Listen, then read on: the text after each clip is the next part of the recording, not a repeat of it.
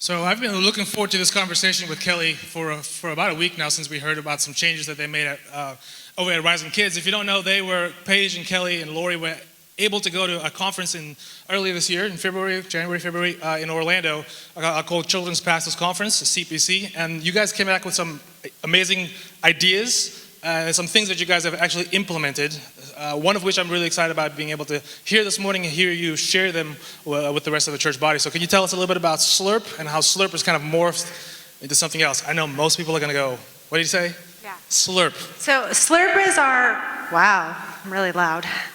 Good morning. SLURP is our acronym for how we incentivize good behavior. And so it's stay safe, listen, learn, participate, and be respectful. And the way that it's worked before is that I usually look for somebody that can be the SLURP winner at the end of the morning. And so we have one winner at the end of the morning, and they get to come pick a prize for the prize bucket.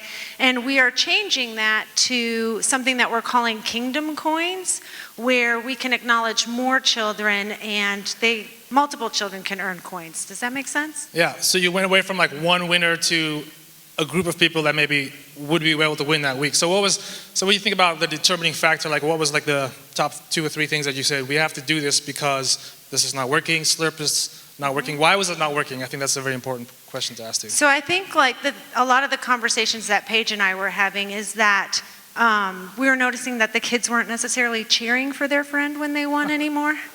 They were kind of like collectively, oh, it wasn't them, right?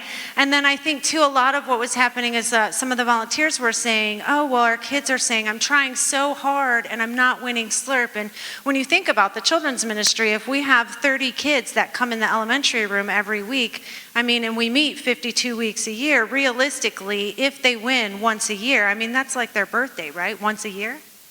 So it's not really... it kind of lost its flair, I guess, for our kids, and they were just needing a little more encouragement. And so I think the cool thing about the Kingdom Coins, which is like, you and I see a shiny little plastic coin, right? And the kid says, they saw me. I did something that was Christ-like today, and they saw me. I held the door open, or I could recite the memory verse, or I did all those Slurp things, like I was staying safe, I was participating, I was being respectful, I was listening during the teaching and really learning and asking good questions, and they saw me. And I think the cool thing about this is that it's not just one person that's getting seen each week. Multiple kids get to be seen each week, and they get excited about it, right? Yeah, can you share a little bit like how specifically it works? Like I do something really great, my leader sees me do it, I get a coin, and then what do I do at the end? What am I doing with these coins? Okay, so in every good children's ministry, you have a little bit of competitiveness, right? So each small group competes. We have little jars, and they can put all their coins in their jar for each small group, and they're going to compete to see who gets the most Kingdom Coins for that unit.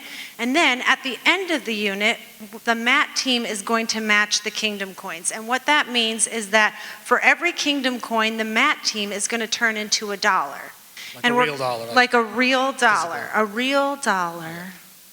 A real US dollar.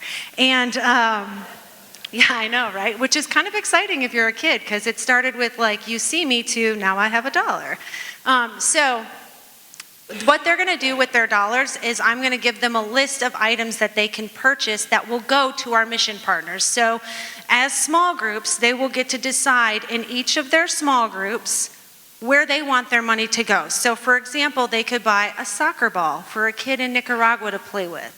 They could buy school supplies for a child at the Path Project. They could feed a kid for a week or a year through Feed My Starving Children. They could buy a Bible for a woman that's coming from out of darkness. We have a whole list of different things that the kids can do. And so I think the really cool thing about that is that as adults, most of us understand the joy of giving, right? But our kids don't necessarily have the money to be able to spend to experience the joy of giving. If your children are like mine, they're very excited to rob your change dish every Sunday morning and bring an offering, right? This gives them a way to be able to say, when I'm doing Christ-like acts, I receive a Kingdom Coin, and with that coin, I get to spend it to impact the kingdom and the mission partners that we serve. They get to buy sheet sets for Sleep in Heavenly Peace, or a pillow. You know, I mean, there's so many cool things. You guys, every time I talk about this, I get goosebumps. I am so excited for the kids to be able to participate in this. I think that once they experience a whole unit, there's going to be where they come in Sunday morning and they're not even going to greet me. They're just going to start reciting the memory verse. You know, and I'm excited for them to get that kind of excitement in them and to be able to impact the kingdom, because they're little, but we can just change their mindset, you know? Absolutely. So this last week we happened to be at Grove, and the topic was this idea of moving away from individualism to a group mentality. Like, what can we do? How can we impact the world, as opposed to the world being all about us? Which I think is a perfect picture for what you're describing, from Slurp winner, the one winner that we have, to now us as a team, us as a group. We get to impact not just what we get to have and what we get to take home, but we get to go and do any of these things, which seem really impactful. So I don't know about the timing of this. Maybe you guys timed it perfectly because you guys are smart that way. Or maybe just the Lord said, this is what we're going to do for this period of time. I will tell you that it's very interesting to me how God continues to show up, because it's something that Paige and I had been talking about. Like, we're seeing that this isn't really working anymore. We need to change it. Something needs to happen. And then we hear an idea from somewhere else and we're able to kind of roll with it and make it our own. And now there is no way that we would have had the capacity to think this up on our own. I mean, it has all just been God every step of the way, leading and guiding and saying, this is what I want for my kids, and this is what I want you to do for my children. And while we do get to recognize them as individuals, they get to pull together and become one. I mean, they can even have the option to say, I want to save up my money so I can buy a pig for a village in Nicaragua. You know, it's like, let's wait till next unit so we can get something big. You know, I mean, it's really cool.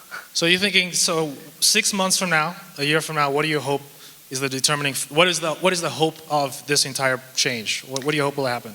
Well, I hope that they will, one, be able to see the impact that they can have in other communities, and the fact that our children really do have it good, right? Like, they have a good life, and I think that they'll be able to see that there are needs in other places in the world. There are needs in other places in our community, and there are places that they can fill that. I think long term, they're going to get really excited and fired up about being able to give. And eventually, someday, they might go on a mission trip to Amigos and see a pig that was donated by Rising Kids, or see a pig that, you know what I mean, and be able to put it all together. I think that long term, I mean, it's mind-blowing. That's why I say, like, there's no way that Paige and I could have thought this up. You know what I mean? The impact just keeps going and going and going and building into something that I couldn't even have thought of until after God laid all the pieces together. And then we were like, it could do this and it could do that, and it could just go so far to impact the kingdom. Like, it's just amazing what God does. I mean, it's really exciting for me. I heard the story earlier this week, and I was like, we got to share this story because it's really powerful as to what these kids are getting to see, experience, learn every single week. And so kudos to you. I know you don't get this very much, but great job. Great idea. Well implemented. This is awesome that we get to do this. So thank you so much for what you do.